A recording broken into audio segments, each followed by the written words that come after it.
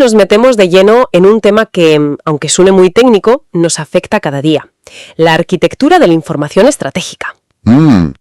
Tenemos aquí dos documentos muy potentes.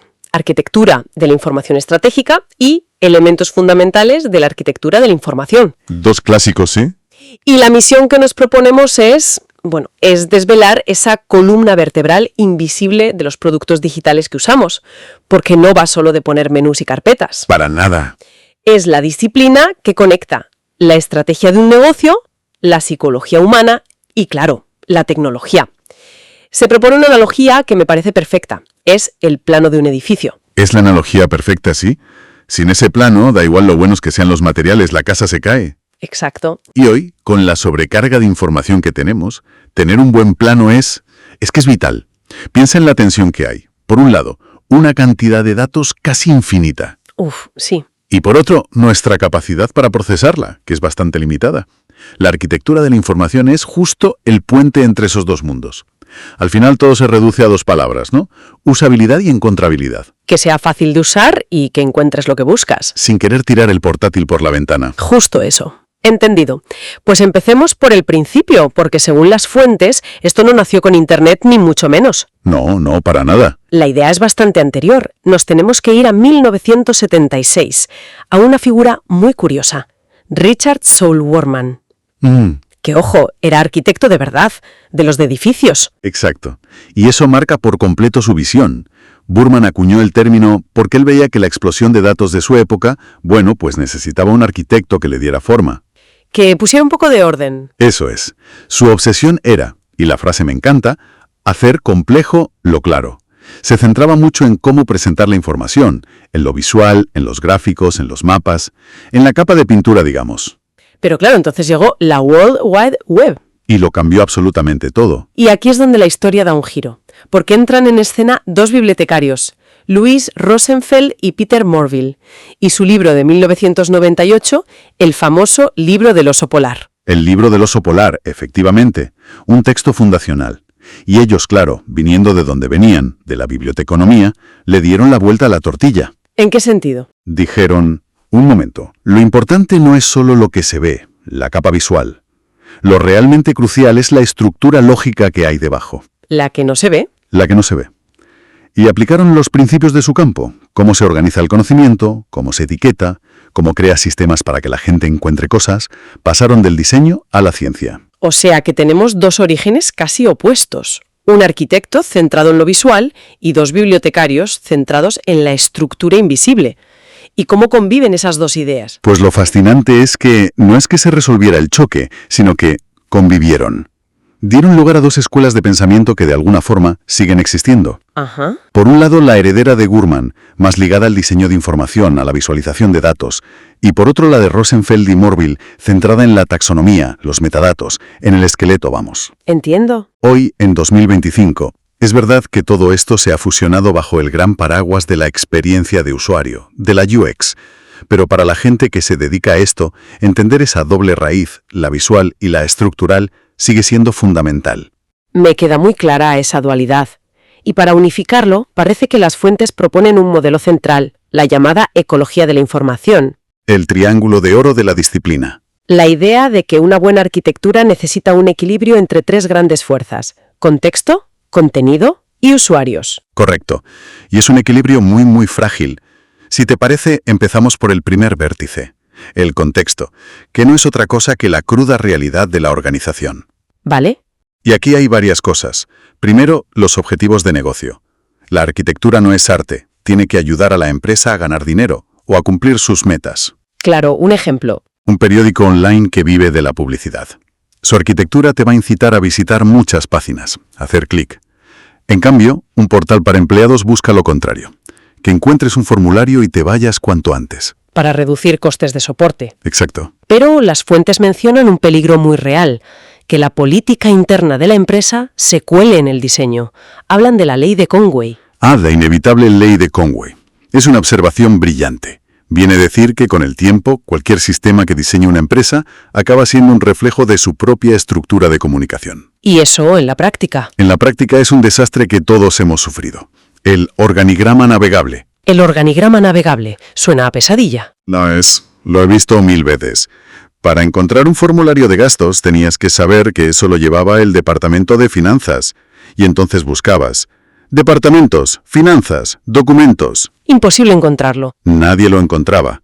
La arquitectura debe reflejar las necesidades de la gente, no el reparto de poder de la empresa.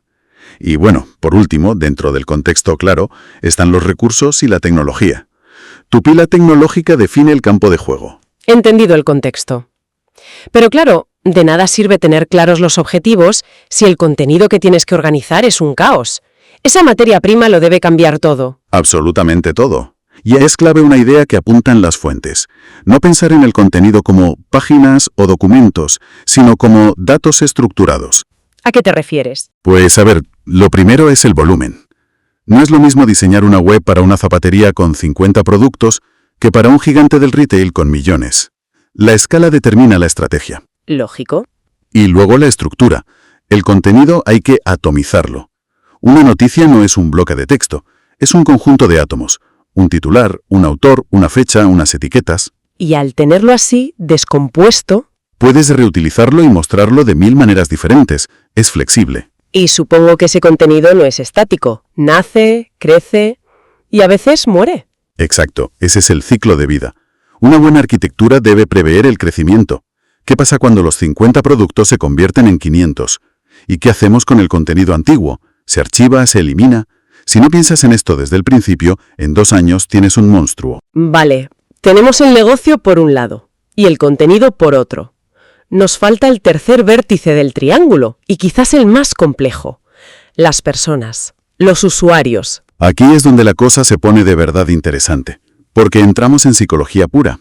El concepto clave es el de los modelos mentales. Es decir, ¿cómo creemos que funcionan las cosas? Justo. La gente no llega a una web con la mente en blanco, llega con ideas preconcebidas. Y si tu estructura choca con su modelo mental, el fracaso está asegurado. Las fuentes usan el ejemplo del tomate. ¿Es una fruta o una verdura? El eterno dilema del tomate. Para un botánico es una fruta, sin duda. Pero si vas a un supermercado online y lo buscas en la sección frutas, Te vuelves loca. te frustras. Tu modelo mental como cocinera te dice que el tomate va con las lechugas, en verduras. La arquitectura correcta no es la científicamente precisa, es la que se alinea con la lógica del usuario. ¿Y cómo se averigua esa lógica? Pues se usan técnicas como el cart sorting, que es literalmente darle a la gente tarjetas con tus conceptos y pedirles que las agrupen como les parezca natural. Es fascinante. Entonces, cuando alguien entra en una web, ¿siempre tiene un objetivo claro? Porque a veces sé exactamente lo que quiero, pero otras solo estoy mirando. Has dado en el clavo. No hay un único tipo de comportamiento. Las fuentes lo resumen muy bien en 3 modos. El primero es la búsqueda de elemento conocido. Descargar factura de enero. Exacto. Una misión quirúrgica. El segundo es la búsqueda exploratoria. Tienes una necesidad, pero es más vaga. Ideas de regado para un arquitecto. Ahí necesitas inspiración, navegar, comparar. ¿Y el tercero? El tercero, mi favorito, es el descubrimiento fortuito. La serendipia. Es cuando entras en Netflix sin saber qué ver y su algoritmo te recomienda una serie de la que no habías oído hablar y te engancha. Y una buena arquitectura tiene que dar soporte a esos 3 modos. A los 3, sin duda. Vale, tenemos los 3 pilares: negocio, contenido y usuarios. La teoría está clara. Pero, ¿cómo se convierte todo esto en algo tangible? En botones y menús. Las fuentes hablan de 4 sistemas. Exacto. Son como las piezas de un motor y se entrelazan. El primero es el sistema de organización, o sea, cómo agrupamos las cosas. Ajá. Hay esquemas exactos, que no admiten duda. Alfabético, cronológico, geográfico. Perfecto si sabes lo que buscas. Pero luego están los ambiguos, que son subjetivos. Por temas, por tareas, por tipo de audiencia. Que son más para explorar. Justo. Y dentro de esos esquemas hay diferentes estructuras. La más común es la jerárquica, el clásico árbol. Es muy intuitiva, pero tiene un peligro si es muy profunda. El efecto power sticking que mencionan. Ese es. El usuario tiene que entrar en una rama, ver que no es, volver a subir, bajar a otra, un salto constante y muy frustrante. Y luego está la matricial, que es básicamente por lo que en una web de ropa puedo llegar a la misma camiseta desde novedades, ropa de hombre y ofertas. Has descrito perfectamente la estructura matricial. Permite múltiples caminos para llegar a lo mismo. Es la base del e-commerce. Y luego está la secuencial, que es un camino fijo, paso a paso. Un proceso de pago de una compra. Por ejemplo, te lleva de la mano del punto A al B. De acuerdo. Segundo sistema, el de etiquetado. Aquí nos metemos de lleno en el poder de las palabras. Y supongo que el mayor pecado es ser vago. Siempre pienso en esa sección llamada recursos. Has señalado al enemigo público número 1 del etiquetado. ¿Recursos qué es? Documentos, enlaces, herramientas. Es una etiqueta que obliga a hacer clic para saber qué hay. Y eso es malo. Es terrible. El arte del etiquetado es usar términos claros y consistentes. Por eso son vitales los vocabularios controlados. La empresa decide si va a decir coche, auto o vehículo y se ciñe a eso. Para no confundir. Para no confundir. Tercer sistema, la navegación. Las carreteras y las señales. Efectivamente. Y tienen una doble función. Primero, permitirte moverte. Y segundo, y esto es clave, darte contexto. Decirte siempre, usted está aquí. Para eso tenemos la navegación global, el menú principal, la local, dentro de una sección, y la contextual, esos enlaces de productos relacionados que crean vías sobre la marcha. Y dentro de la navegación hay un elemento que a mí personalmente me ha salvado la vida 1000 veces. Las migas de pan. Las breadcrumbs son fundamentales. Ese pequeño rastro de inicio, ropa, camisetas, es un ancla de orientación potentísima, sobre todo en sitios muy grandes. Te dice dónde estás y te permite volver atrás. Y llegamos al cuarto y último sistema. La búsqueda, que insisten mucho las fuentes, es muchísimo más que una simple caja de texto. Muchísimo más. Es un universo en sí mismo. Hoy, la herramienta de búsqueda por excelencia, sobre todo en comercio electrónico, es la búsqueda facetada. Los filtros de la izquierda. Esos son talla, color, marca, precio. Te permiten coger miles de resultados y reducirlos a un puñado en segundos. Es lo que separa una buena experiencia de una imposible. La búsqueda es la vía de escape del usuario. Y aquí es donde se pone de verdad interesante, porque las fuentes dejan claro que la elección de estos sistemas, el peso que le das a cada uno, no es una decisión técnica, es estratégica. Totalmente.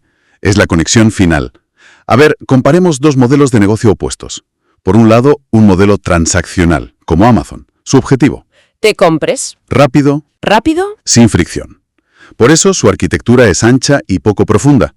Y el componente dominante es, sin duda, la búsqueda facetada.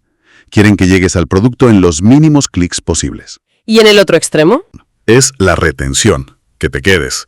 Su arquitectura es circular, envolvente, diseñada para que nunca llegues a un final. O sea, la arquitectura no solo nos ayuda a encontrar cosas, sino que, en el caso de Netflix, está diseñada para que no queramos irnos nunca. Has captado la esencia. El componente dominante ahí no es la búsqueda, es el descubrimiento y la personalización.